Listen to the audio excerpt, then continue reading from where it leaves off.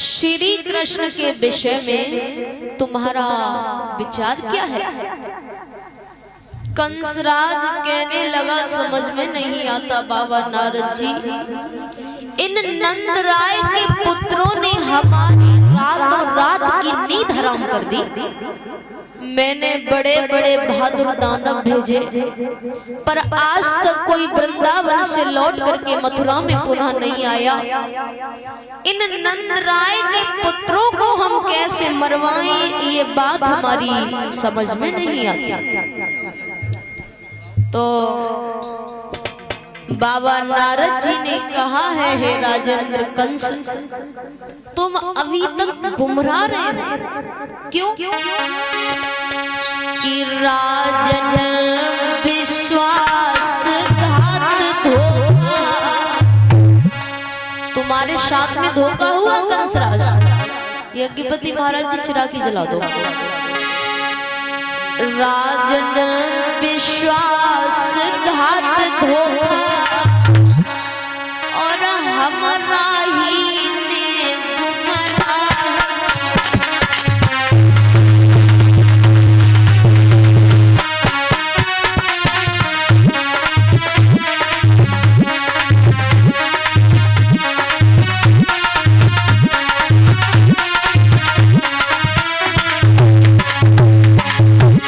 बाबा नारद जी बोले, कंसराज,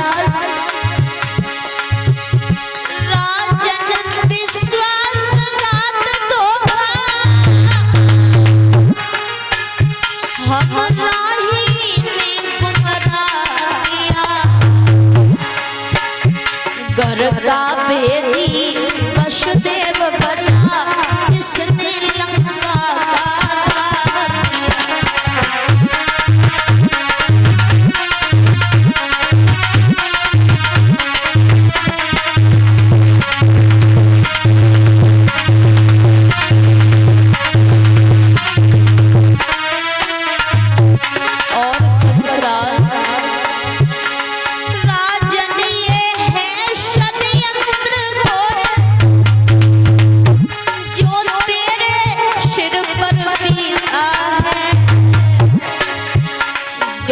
असल तेरे बहनोई के कारण दुश्मन तेरा जीता।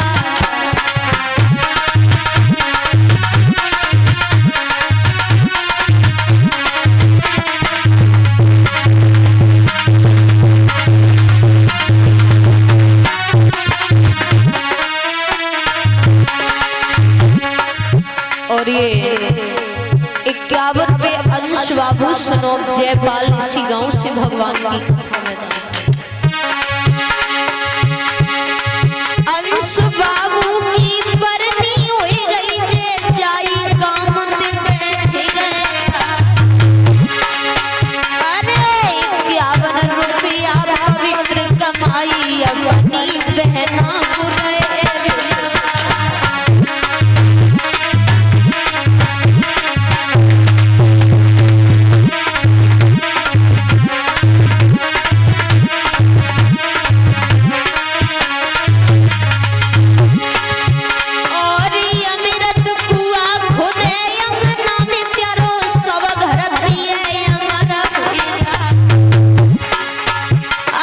सदा सुखारी मेरे भैया रही हो, तुम्हें धन दे भगवती।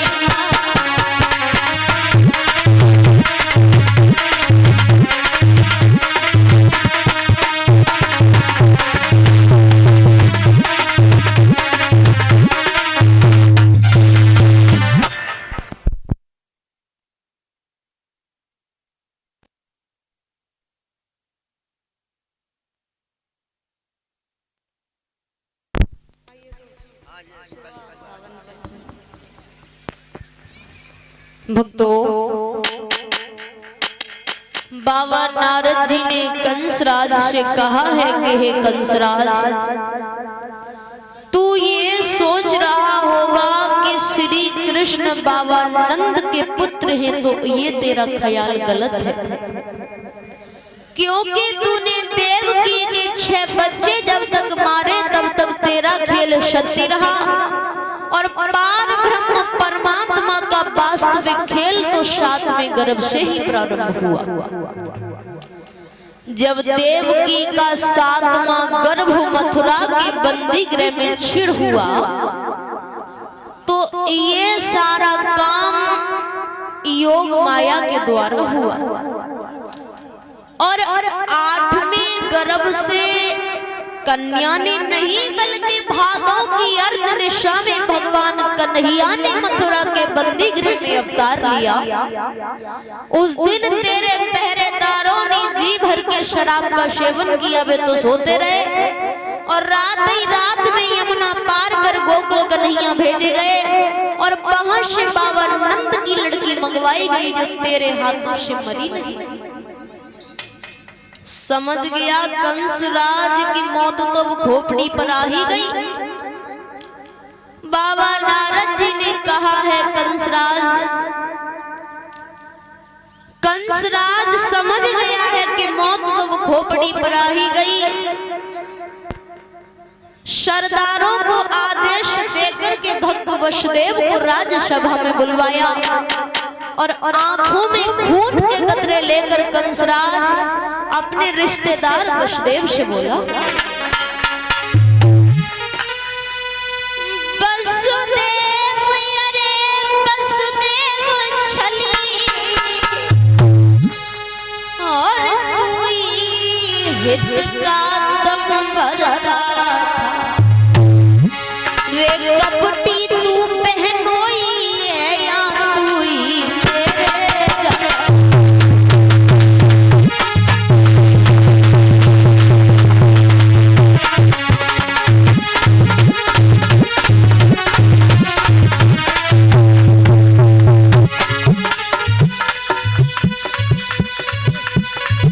थोड़ा सा लालच देकर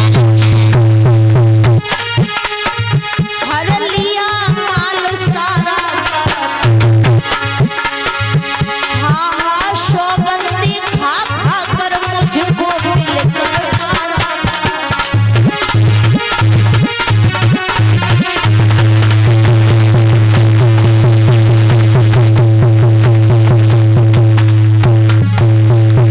लेकिन याद रखना यज्ञपति महाराज, छली मित्र पंचक क्रिया सुत आज्ञा भेटाल और सेवक मुँह जोड़ी करे कर दे वही हला।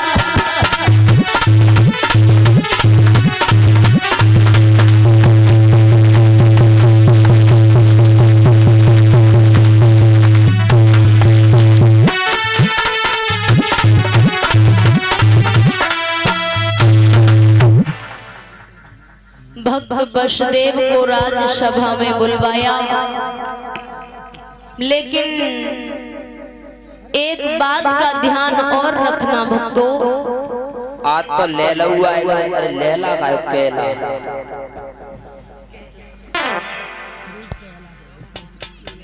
भक्तों,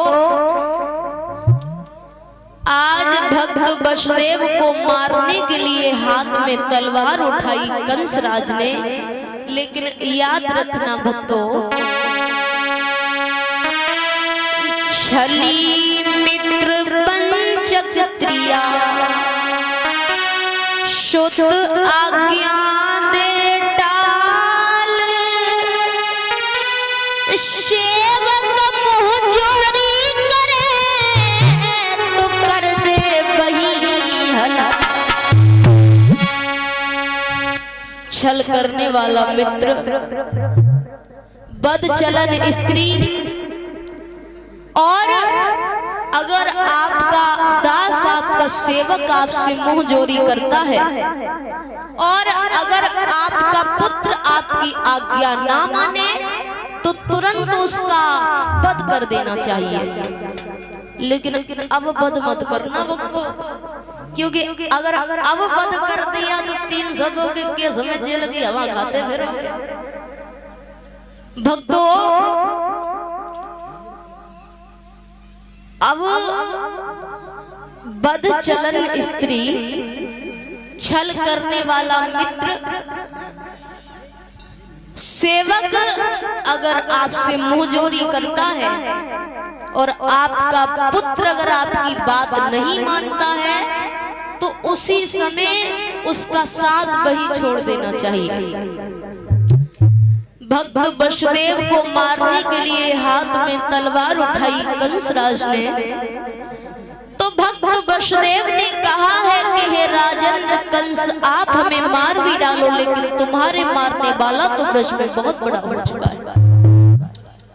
बाबा नारद जी ने समझाया, कंसराज, वसुदेव देवकी को मारने से तुम्हारी कोई भी समस्या का निदान नहीं, क्योंकि कन्हैया बलराम से तुम्हारी रिश्तेदारी तभी तक है जब तक वसुदेव और देवकी जिंदा है। इन्हें मारो मत, इन्हें मथुरा की बंदी गृह में डलवाओ और कार्तिक कृष्ण पक्ष चतुर्दशी तिथि में तुम एक धनुष्य की मथुरा में रचो। उसी यज्ञ के बहाने से निमंत्रण